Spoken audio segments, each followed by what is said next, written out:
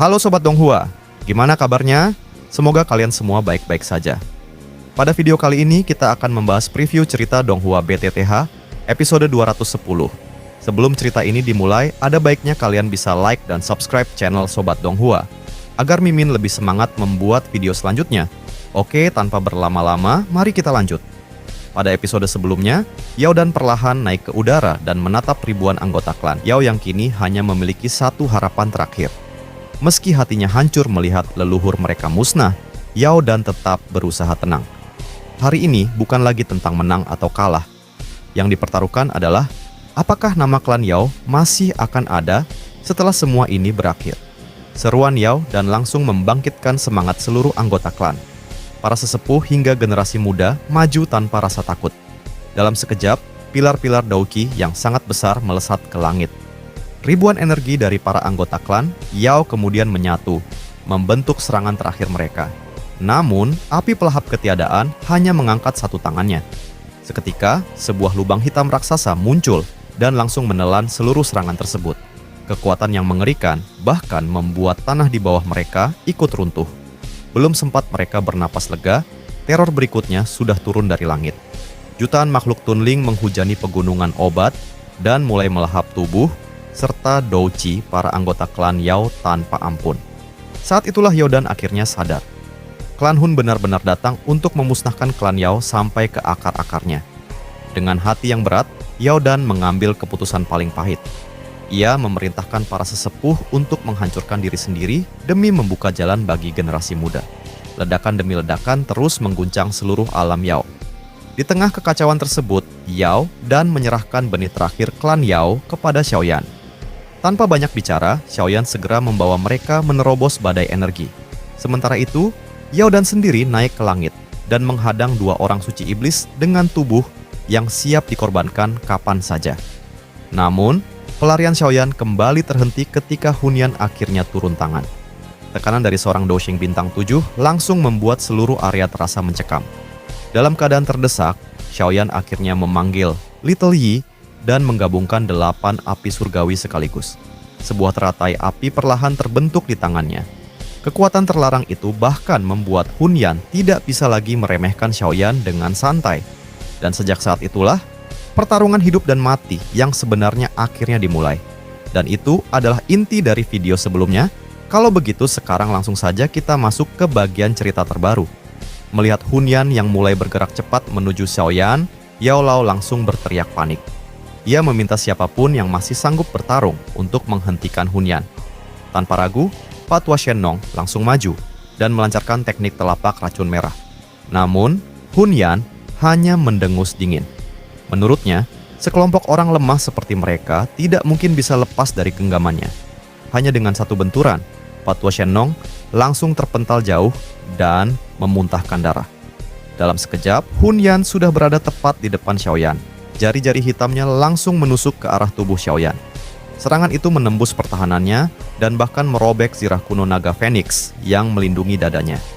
5 luka dalam pun terbuka dan darah segar langsung mengalir. Xiaoyan terpental akibat serangan tersebut. Namun, bukannya panik, ia justru tersenyum dingin. Di tengah rasa sakit, Xiaoyan hanya mengucapkan satu kata dengan tenang. Meledak.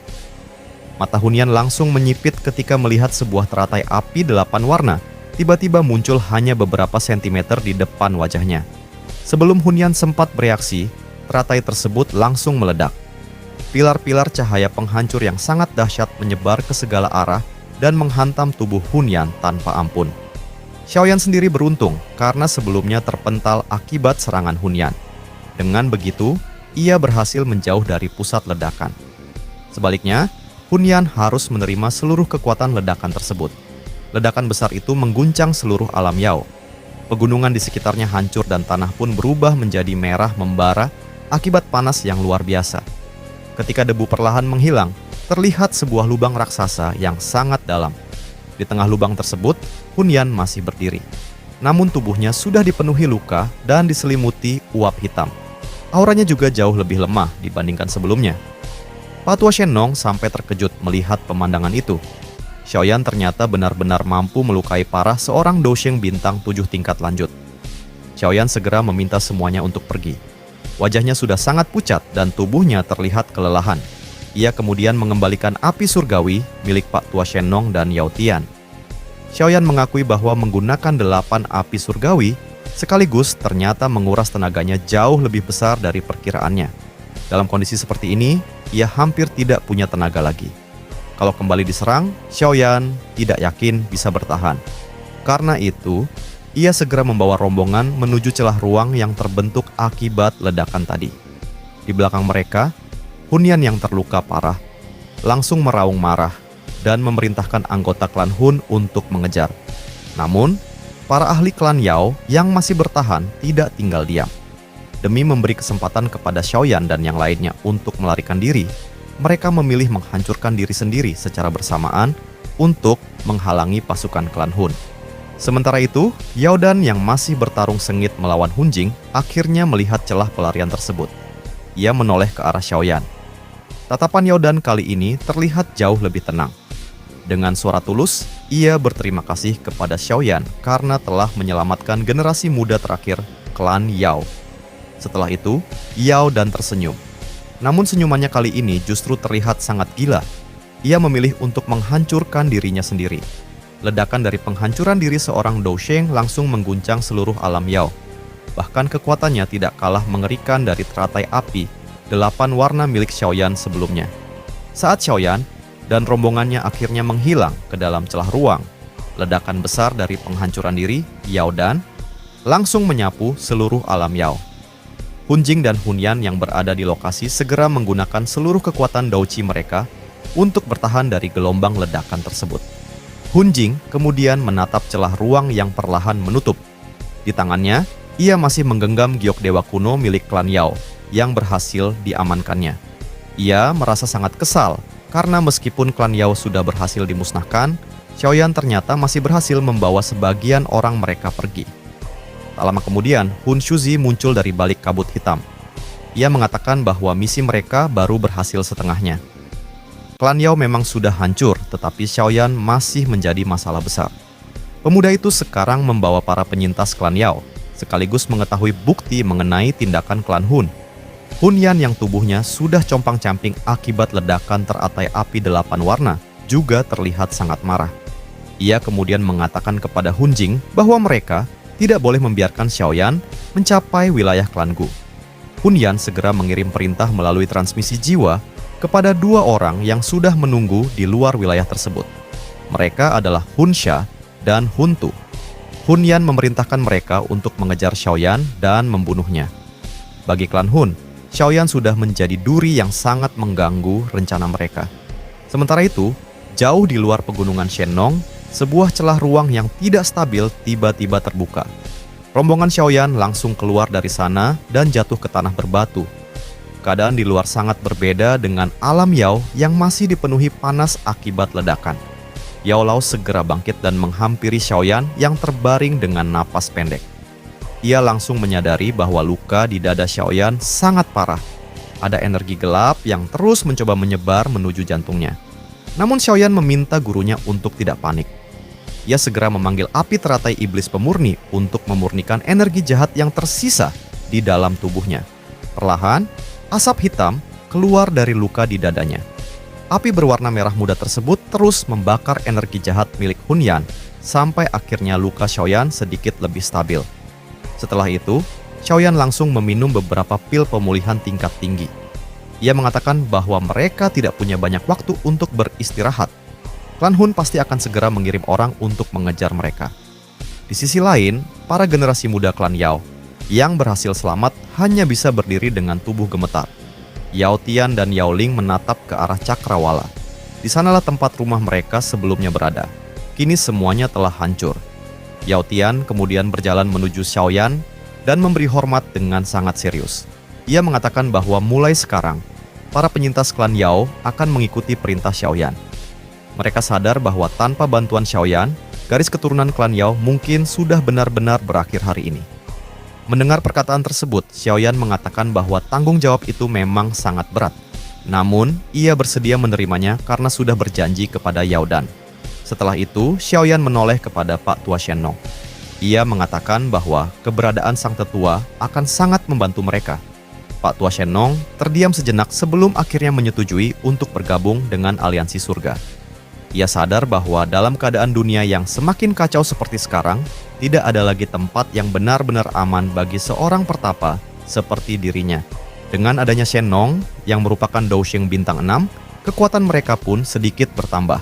Yao Lao kemudian segera menyusun rencana.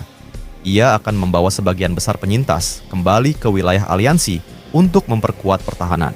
Sementara itu, Xiaoyan akan membawa Yao Tian dan Yao Ling menuju wilayah klan Gu secepat mungkin. Namun, tepat ketika mereka hendak berangkat, persepsi spiritual, keadaan surgawi milik Xiaoyan tiba-tiba menangkap sebuah aura yang sangat tajam dari puncak bukit di depan mereka.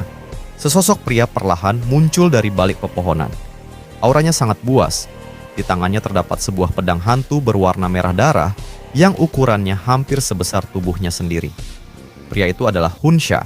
Hun Sha kemudian tersenyum lebar hingga memperlihatkan deretan giginya. Ia mengatakan bahwa dirinya sudah menunggu cukup lama. Namun ia sedikit kecewa karena mangsa yang dikirim kepadanya ternyata sudah dalam kondisi terluka parah. Suasana langsung berubah tegang. Xiaoyan mengepalkan tangannya. Ia bisa merasakan bahwa kekuatan Hun Sha berada di tingkat yang sama dengan Hun Yan. Namun, niat membunuh yang terpancar dari tubuh Hun Sha terasa jauh lebih mengerikan. Yao Lao dan yang lainnya juga langsung menyadari siapa orang di hadapan mereka. Pak Tua Shenong bahkan sampai terkejut. Ia mengatakan bahwa pria tersebut adalah Hun Sha, salah satu dari 4 orang suci iblis klan Hun. Kekuatannya setara dengan Hun Yan dan Hun Jing. Ini menunjukkan bahwa klan Hun benar-benar mengerahkan para ahli terkuatnya untuk memastikan klan Yao tidak memiliki kesempatan untuk bertahan hidup. Hun Sha kemudian melangkah di udara. Dalam sekejap, ia sudah muncul di hadapan mereka. Ia mengatakan bahwa dirinya cukup terkejut karena ada seseorang yang mampu menghancurkan segel ruang milik Tuan Nihility. Tatapan Hun Sha kemudian tertuju pada Xiaoyan. Ia mengatakan bahwa keputusan klan Hun untuk memusnahkan klan Xiao pada masa lalu ternyata memang benar. Kalau klan Xiao masih ada, keadaan mereka sekarang mungkin akan jauh lebih sulit. Melihat situasinya semakin berbahaya, Yao Lao segera menyadari bahwa mereka tidak mungkin melawan Hun Sha dalam kondisi seperti ini. Xiaoyan kemudian meminta Yao Lao untuk segera membawa para penyintas klan Yao pergi, sedangkan dirinya akan tinggal dan menahan Hun Sha. Yao Lao tentu saja menolak karena mengkhawatirkan keselamatan muridnya. Namun Xiaoyan kemudian mengeluarkan sebuah botol giok. Di dalamnya terdapat sebuah pil yang ukurannya hampir sebesar mata naga dan memancarkan aroma yang sangat kuat. Yao Lao langsung terkejut. Ia menyadari bahwa pil tersebut adalah pil obat tingkat 9 yang sangat misterius. Yao Lao khawatir tubuh Xiaoyan akan mengalami kerusakan jika langsung menelan pil sekuat itu tanpa persiapan.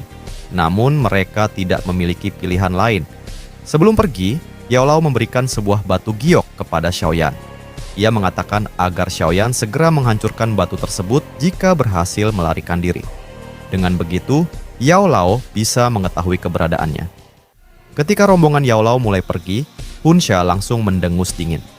Ia mengatakan bahwa tidak seorang pun dari mereka yang akan berhasil melarikan diri. Hun Sha kemudian mengayunkan pedang hantunya. Seketika, cahaya pedang berwarna merah darah melesat dan membentuk tebasan raksasa sepanjang ribuan meter. Namun tepat saat serangan itu hendak menghantam rombongan Yao Lao, Raja Utara muncul. Dengan tubuh fisiknya yang sangat kuat, Raja Utara menahan serangan tersebut. Berkat itu, Yao Lao dan yang lainnya berhasil melarikan diri. Hun Sha sama sekali tidak peduli. Menurutnya, selama Xiaoyan berhasil ditangkap, semuanya sudah cukup. Ia bahkan menawarkan kematian yang cepat jika Xiaoyan mau menyerahkan pil obat tersebut. Namun, Xiaoyan hanya tersenyum dingin. Ia langsung menghancurkan botol giok itu dan menelan pil tersebut. Dalam sekejap, energi yang sangat mengerikan meledak di dalam tubuhnya. Pakaian Xiaoyan langsung hancur menjadi abu. Fisik naga mulai menutupi tubuhnya, sementara energi dahsyat membentuk lapisan cahaya seperti zirah di sekujur tubuhnya. Tubuh Xiaoyan terasa seperti hampir meledak. Namun, ia justru meraung keras. Raungan tersebut bahkan membuat pegunungan di sekitarnya ikut runtuh. Melihat keadaan itu, Hun Sha tertawa mengejek. Ia mengatakan bahwa Xiaoyan sama saja dengan mencari mati karena berani menelan pil tingkat 9 tanpa melakukan pemurnian terlebih dahulu. Hun Sha kemudian bergerak secepat kilat. Pedang darahnya langsung menebas ke arah leher Xiaoyan. Xiaoyan segera mengangkat penguasa beratnya yang terbentuk dari energi murni untuk menahan serangan tersebut. Benturan keduanya sangat dahsyat. Gunung tempat mereka berdiri bahkan langsung terbelah menjadi dua. Xiaoyan terpental jauh, namun matanya justru terlihat semakin bersemangat. Ia menyadari bahwa benturan tadi membantu mengeluarkan sebagian energi berlebih yang sedang mengamuk di dalam tubuhnya. Xiaoyan kemudian kembali menyerang. Ia mengayunkan penguasa beratnya berkali-kali dengan kekuatan brutal. Hunsha yang sebelumnya meremehkan Xiaoyan mulai merasa kesal. Setiap kali menahan serangan Xiaoyan, tubuhnya terus terdorong mundur hingga ribuan meter. Hunsha masih berusaha tenang. Ia tertawa dingin dan mengatakan bahwa dirinya hanya perlu menunggu sampai energi pil tersebut menghancurkan tubuh Xiaoyan dari dalam. Namun, Xiaoyan sama sekali tidak peduli. Setelah berhasil menghantam Hunsha dengan serangan penguasa yang sangat kuat, Xiaoyan tiba-tiba tertawa. Ia mengatakan bahwa pertarungan ini cukup menyenangkan, namun mereka bisa melanjutkannya di lain waktu. Dengan kepakan sayap tulangnya, Xiaoyan langsung berbalik dan melesat pergi. Di kejauhan, Raja Utara ternyata sudah membawa Yao Tian dan Yao Ling pergi sesuai rencana rahasia Xiaoyan. Hunsha yang berdiri di tengah reruntuhan gunung langsung meraung marah. Ia bersumpah akan terus mengejar Xiaoyan kemanapun pemuda itu pergi. Ia bahkan mengatakan bahwa dirinya akan mencincang tubuh Xiaoyan dan mengekstrak jiwanya. Sesaat kemudian, cahaya merah darah melesat dari belakang. Hunsha akhirnya memulai pengejarannya. Xiaoyan terus terbang dengan kecepatan tinggi. Jejak cahaya yang ditinggalkannya melintas di langit seperti meteor. Namun, aura hitam pekat segera menyusul dari belakang. Hunsha masih mengejarnya dan jarak di antara mereka perlahan semakin dekat. Xiaoyan terus mengerutkan kening. Ia bisa merasakan aura pembunuh Hunsha yang terus menempel di belakangnya. Yang lebih merepotkan lagi, Hunsha sama sekali tidak terlihat kelelahan. Sementara itu, Yao Tian yang berada dalam dekapan Xiaoyan harus berusaha keras menahan tekanan angin akibat kecepatan mereka. Dengan suara yang hampir tertelan oleh deru angin, Yao Tian mengatakan bahwa wilayah klan Gu masih membutuhkan waktu sekitar setengah hari perjalanan. Masalahnya, jarak Hunsha di belakang mereka terus menyusut.